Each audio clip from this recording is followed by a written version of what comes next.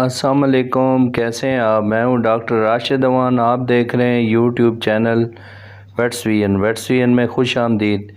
उम्मीद करता हूं ज़िम्मेदार भाई और शौकीन आज़ाद सब खैरियत से होंगे और अल्लाह ताला की रहमतों के साए में होंगे।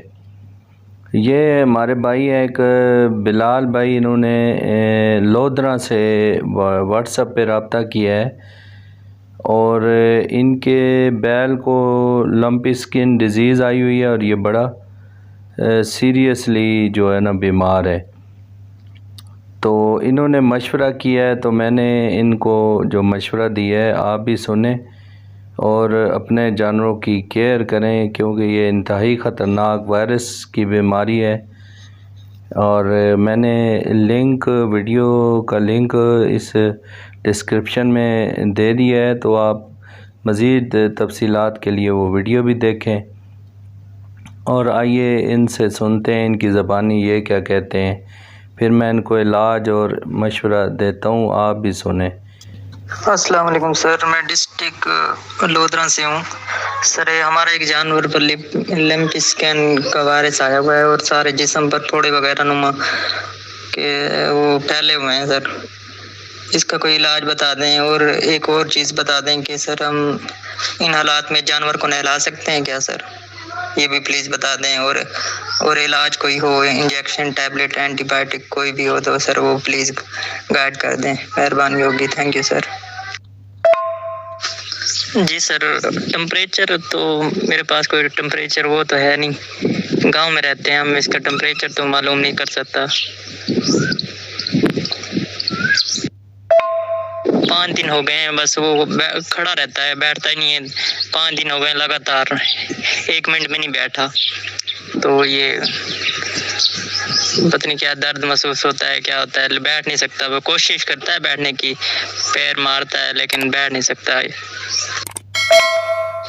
और घास वगैरह भी थोड़ा खाता है बस ये, और पानी भी ऐसे कम पीता है बस, छोड़ दिया है, खुराक भी छोड़ दिए खाना।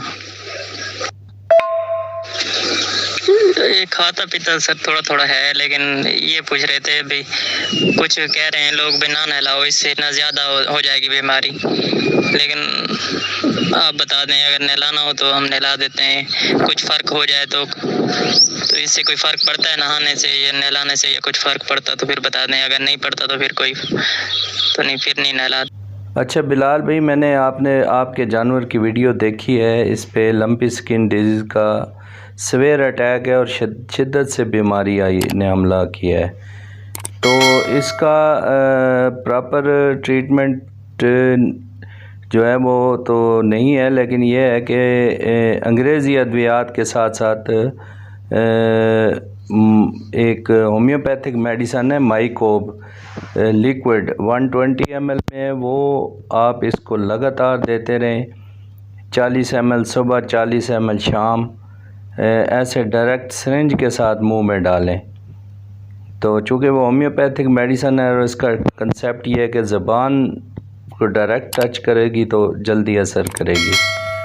तो इसके अलावा अंग्रेज़ी अद्वियात जो एलोपैथिक हैं उनका सहारा भी लिया जा सकता है। तो इसमें आपने एक इंजेक्शन डेक्साफर लेना है, 50 ml 10 ml रोज़ाना इसको लगाना है। इसके अलावा आपने कीटो जैक्ट इंजेक्शन लेना है 50 ml, वो 10 ml रोज़ाना लगाना है। इसके अलावा आपने ट्राइबर्सन इंजेक्शन लेना है, वो आपने 20 ml रोज़ाना लगाना है। एक एबल इंजेक्शन लेना है 50 ml, वो 10 ml रोज़ाना लगाना है। तो ये सारे इंजेक्शन लगा के इसके तकरीबन 1 घंटे बाद आपने एमीवाइकॉम इंजेक्शन तकरीबन 30 ml रोज़ाना लगाना है। ये 5 दिन कोर्स करें इसका, और साथ में जो होम्योपैथिक दवाई बताई है माइकोब उसको जारी रखें। चूँकि अंग्रेज़ी अद्वियात में वायरस का इलाज नहीं है, जबकि होम्योपैथिक मेडिसन में वायरस के इलाज। उम्मीद है माइकोब लिक्विड 40 ml सुबह, 40 ml शाम, डायरेक्ट मुंह में पिलाते रहें इसको। और इसके अलावा जब देखें कि इसमें टेम्परेचर वगैरह नहीं है, बुखार वगैरह नहीं है, तो इसको डेटॉल के पानी से नीम गर्म पानी से जो है ना आप नहला सकते हैं सुबह शाम। तो उम्मीद है आपको आपकी तमाम सवालों का जवाब मिल गया होगा। मज़ीद अगर कोई रहनुमाई चाहिए तो तमाम दोस्तों से गुजारिश है कि कॉल ना करें, क्योंकि मेरे पास थोड़ा सा वक्त की कमी है, तो व्हाट्सएप मैसेज पे बात कर लिया करें। शुक्रिया, अल्लाह हाफ़िज़।